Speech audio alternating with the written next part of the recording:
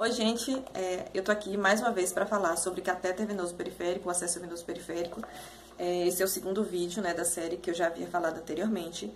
E, mais uma vez, eu estou utilizando como referência o manual Medidas de Prevenção de Infecção Relacionada à Assistência à Saúde da Anvisa, é um manual de 2017, e ele traz outros conteúdos além de acesso venoso periférico, tá? Então, é uma leitura que vale muito a pena.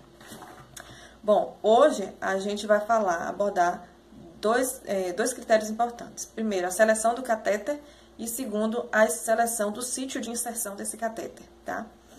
Para a gente avaliar, por exemplo, a seleção do catéter e o sítio de inserção, a gente precisa analisar primeiro alguns critérios para a inserção de catéter, tá?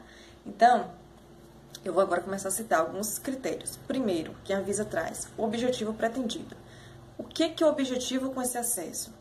É um acesso para infusão de medicamento de longo prazo, é um quadro de emergência em que eu preciso infundir grandes volumes, então eu tenho que pensar dessa forma. Segundo critério, duração da terapia. É para infundir um medicamento só, por exemplo, na unidade de pronto atendimento, ou eu preciso desse acesso por mais dias para infundir, por exemplo, a terapia com antibiótico. Com relação à viscosidade do fluido, é um outro critério. Então, a gente tem que pensar, é um fluido, é um líquido, né, que a gente tem que infundir um medicamento mais espesso ou ele é mais ralinho? Então, eu tenho que pensar se eu preciso de um catéter maior ou menor. Outro critério é componente do fluido. Então, os componentes do fluido, ele também vai me dizer se eu preciso de um acesso que comporte um maior volume, né, de infusão, ou um menor volume, ou, por exemplo, é uma solução irritante, é uma solução vesicante. Então, a gente tem que pensar esses critérios. O que eu vou infundir naquele acesso? Um outro critério é com relação às condições de acesso venoso periférico. Então, a gente tem que pensar na idade do paciente, é uma criança, é um jovem, é um adulto, é uma pessoa idosa. A hidratação, essa pessoa está hidratada, tem condições de veia venosa periférica para comportar um acesso venoso, tem atrofia de membros superiores principalmente, a gente encontra nos hospitais, a gente encontra muita paciente que teve sequela, por exemplo, de AVC.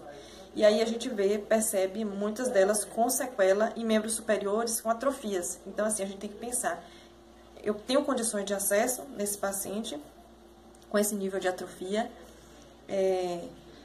Edema também é uma coisa que a gente costuma encontrar muito em pacientes internados.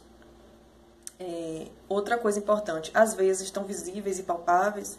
Esses dias eu estava fazendo um acesso no paciente, estava tentando escolher um leito venoso, né, um sítio de inserção interessante, e aí ele olhou assim para o braço dele, mas aqui está passando uma veia, eu estou vendo. Só que aí eu fui palpar, não tinha um calibre adequado, não estava sentindo, né, não estava conseguindo palpar, e aí eu falei para ele assim, eu prefiro que seja palpável e não visível, porque quando é palpável eu consigo ter a dimensão do que é que tem, de qual calibre daquele leito venoso.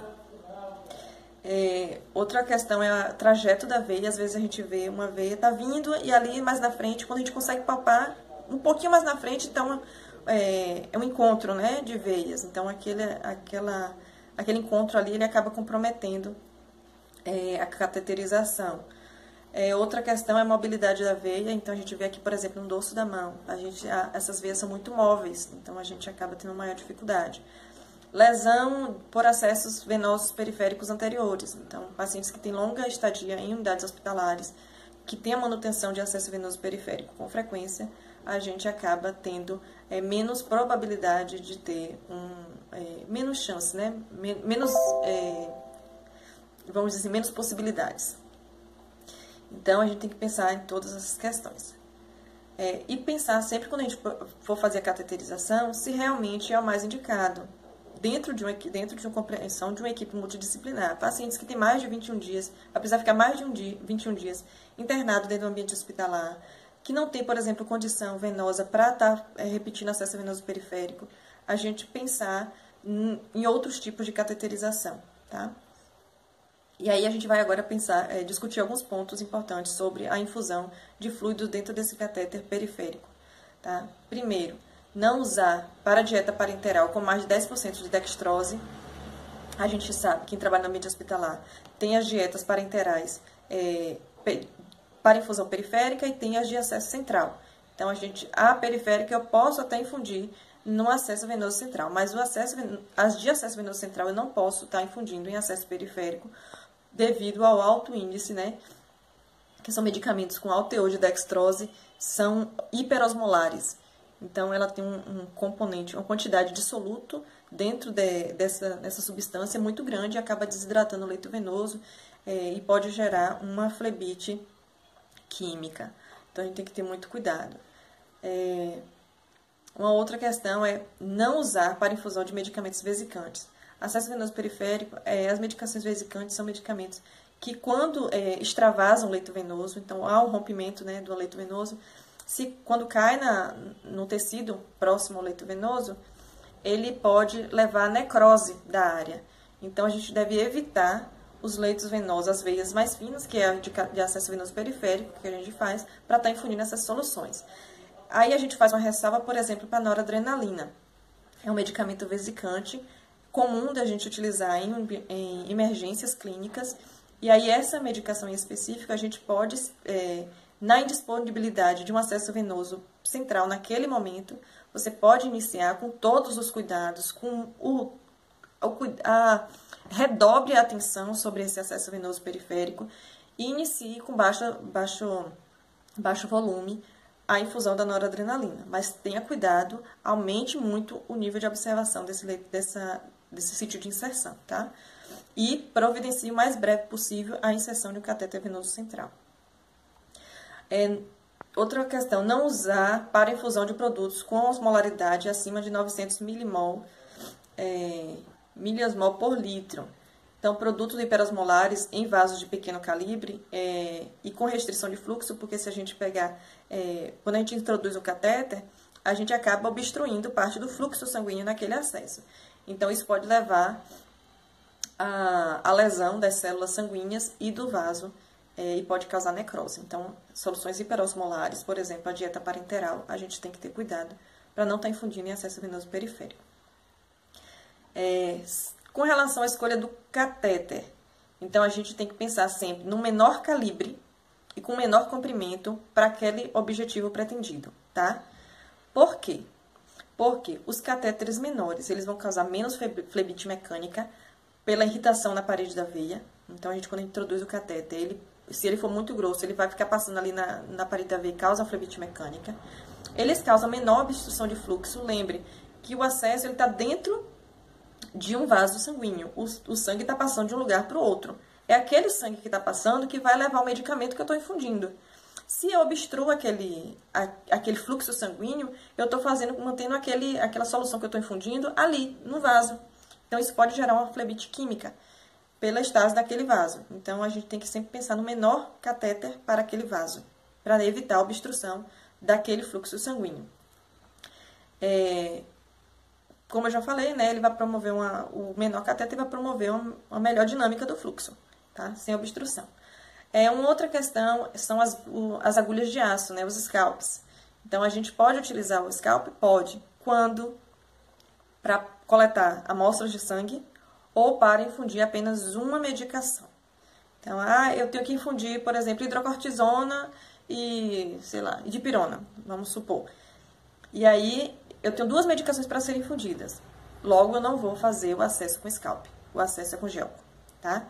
Então, o scalp é só para uma medicação, tá? Para infundir apenas uma medicação e deve ser removido imediatamente após a administração do medicamento. Os catéteres intravenosos de curta duração, que são gelcos, né? Eles podem administrar soluções em múltiplas doses e podem ser mantidos por até 96 horas no leito venoso. Então, e tem uma atenção assim, isso para adultos.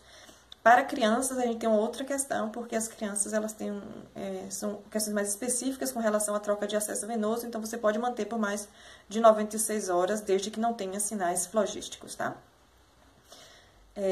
Escolhas do sítio de punção.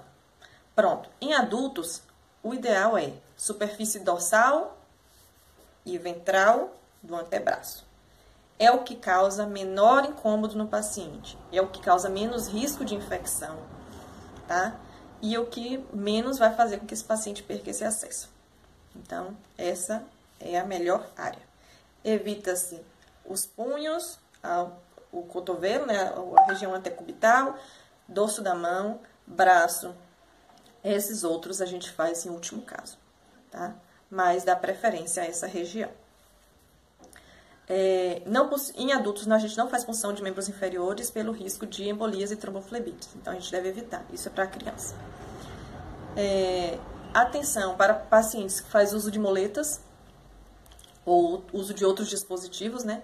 Para que a gente acabe não colocando o acesso no lugar em que a pessoa vai utilizar e a gente acabe diminuindo a mobilidade desse paciente. O paciente, por exemplo, usa a muleta e fica aqui, né? Aquela parte da muleta que ele se apoia. Então, se eu faço um acesso aqui, vai estar em cima a muleta vai estar em cima do acesso. Então, diminui a mobilidade do paciente, aumenta o risco de perder, aumenta o risco de infecção. A gente tem que ter esse cuidado. Sempre dá preferência ao que o paciente quer dentro das nossas possibilidades de confecção desse acesso. Então, sempre perguntar o que é que ele acha, qual é o melhor braço e tudo mais, qual é o melhor local.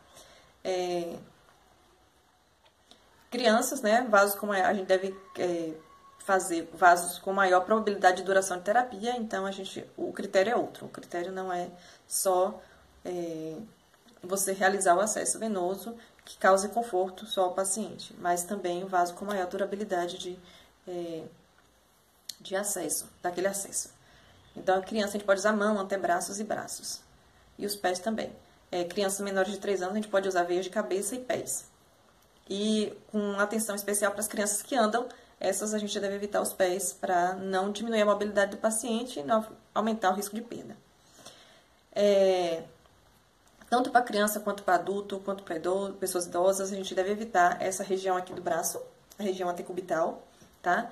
Porque quando a gente fecha o braço, porque isso acaba diminuindo a mobilidade do paciente. Quando a gente fecha o braço, o catéter, ele dobra, ele acotovela, e mesmo quando o paciente estica o braço de novo, ele não volta ao normal, tá? Então, acaba perdendo acesso. Então, evite regiões de flexão, membros com lesões, membros com infecção em extremidades, veias já comprometidas, infiltradas com flebite, com necrose, áreas com infiltrado e extravasamentos prévios, ou áreas programadas para outros procedimentos. Então, sempre entre em contato com a equipe para ver se tem algum outro procedimento para ser realizado naquele membro, para a gente... Ou um acesso que, por exemplo, algum procedimento que exige cateterização em determinado membro. Então, se vai fazer naquele dia e você vai trocar o acesso, o melhor é que você já faça e evite ter que repetir o procedimento, né? Então, atenção para as pessoas com obesidade que fazem uso de drogas ilícitas por via intravenosa, pessoas com doenças cutâneas generalizadas, déficit sensitivo, ou seja, aquelas pessoas que não sentem dor, porque o risco delas fazerem lesão, extravasamento e não sentirem é muito maior. E pessoa também com excesso de movimentação. Bom, sempre converse com a equipe que eu já falei. E atenção, se disponível, existe um medicamento, um dispositivo que avalia também as veias, né, do paciente. Avalia as veias, então, assim, a rede venosa. Então, se você tiver esse dispositivo na sua unidade, utilize. Tchau e até o próximo vídeo.